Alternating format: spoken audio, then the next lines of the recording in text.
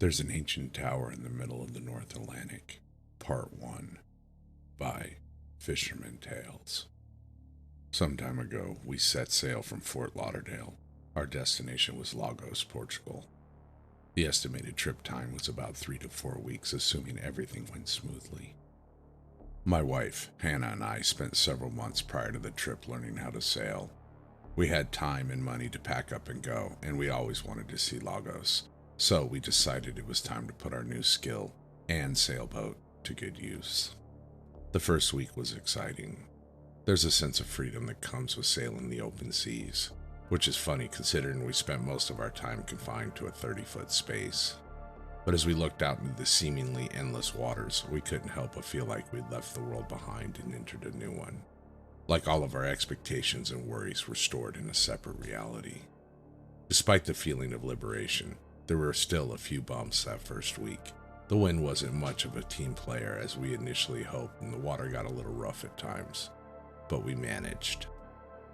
By the second week, we were sailing into the middle of the North Atlantic, roughly halfway between Fort Lauderdale and Lagos. The first morning of the new week, I'd gotten out of bed just before sunrise, made a cup of coffee, and climbed above deck. That was my morning routine. The water was flat and there wasn't any wind. It was foggy out. As we floated forward a bit, the sun began to rise and I could see a dark object sticking out of the water. Initially, I thought it was a capsized boat. It was somewhat rounded like the underside of a hull. I quickly woke up Hannah and told her to grab some vests and the first aid kit. But as we got closer, I could see it wasn't a boat. It was a massive rock. Hannah appeared on deck with rescue gear in hand, a puzzled look on her face as she asked, "Wait, there's people on that rock?" I thought it was a boat. I was just as confused as her. Why was there a rock in the middle of the ocean? It's supposed to be thousands of feet deep right there. I carefully steered the ship alongside it and shut off the motor. The rock didn't stick out of the water much. I was able to jump from the sailboat onto the surface without an issue. However, the surface itself was very large, over 5 times that of the boat. "You think it's some sort of underwater mountain?" Hannah asked from the boat. I was walking along the surface. "Maybe we should go back under and take a look." "I'll grab the goggles." Hannah hurried below deck. She loved the water. We both did. Any reason to throw some goggles on and explore, she was game. She appeared back on deck, wearing goggles, a snorkel, and a wetsuit.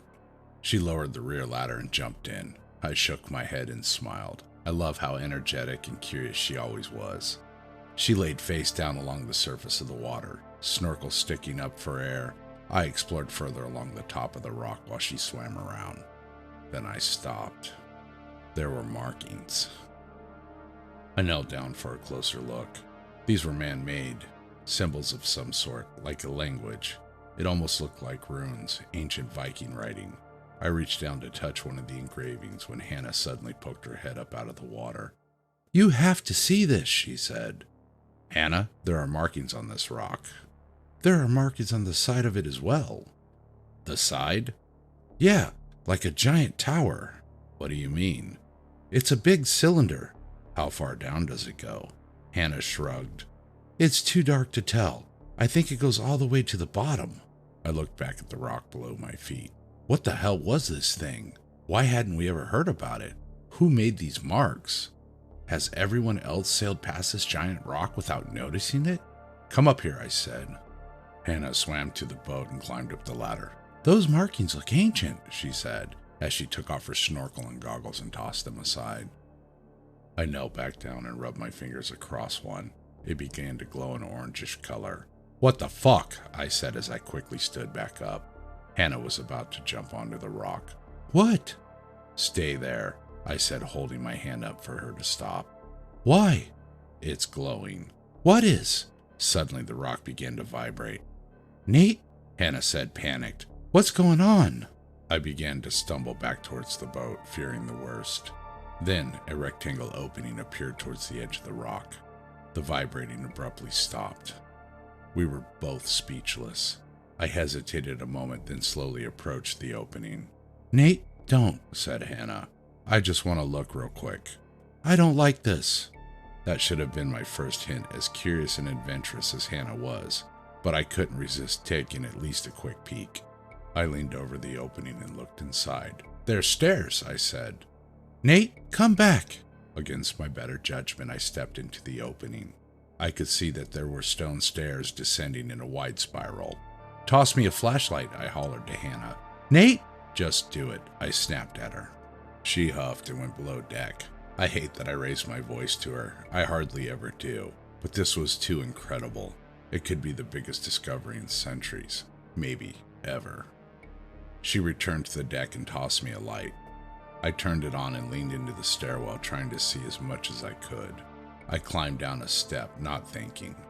My curiosity was steering me. Another step. "Nate?" I heard her call my name, but continued anyways. Another step. "Nate, stop!" Another step, and then another, and then the rock began to shake again. The opening was sealed shut. I hurried back up towards the top. Hannah cried out my name. That was the last I heard from her. It closed before I could get out. "Hannah!" I yelled for her. "Hannah!" No answer.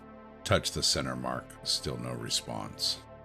I stood at the top of the stairs for several minutes listening for her, for any sign that she was trying to get me out, but I could not hear anything. I didn't want to leave, in case Hannah was able to figure out how to open the door, but my curiosity was still there. I shined the light down the stairs. I took a deep breath and descended. Soon the darkness faded as the stairwell opened up into a large cylindrical room. Light flickered from a flame-lit chandelier made of what appeared to be iron. Its design looked medieval, maybe older. In the center of the room was a large wooden lectern. A thick leather book lay open atop it. I carefully moved over and looked. Symbols similar to those I had seen on the rock were handwritten on the pages. I touched the pages, old and worn. I felt like turning the page would cause it to crumble. Suddenly, as if in response to my touch, the writing began to change. The words shifted and faded around the page until they were in English. "He waits upon his throne of blood and bone, within the tower of ancient stone." I backed away from the book. My curiosity had waned and my fear was now coursing through me. I needed to get out. I was confident that what awaited me was something sinister, something evil. I began to feel its presence in the air. Then, as if on cue, it spoke to me. A whisper, like a passing wind, said, "Come to me." I did not move, nor could I gather words to speak. My heart was drumming rapidly inside my chest. I anxiously glanced overhead once more. Why hadn't Hannah figured out how to get the door open yet?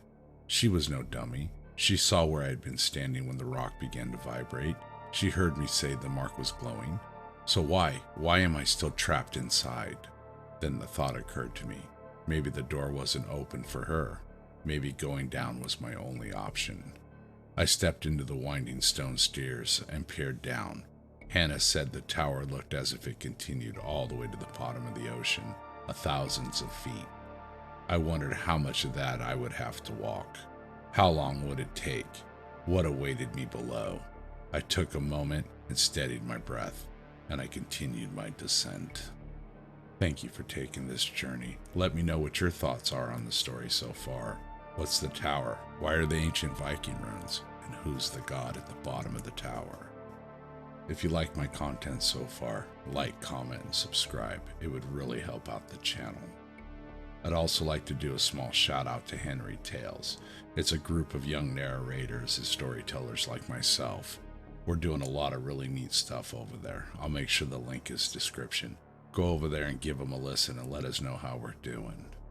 And until next time, remember, when staring into the abyss is staring into you. Good night.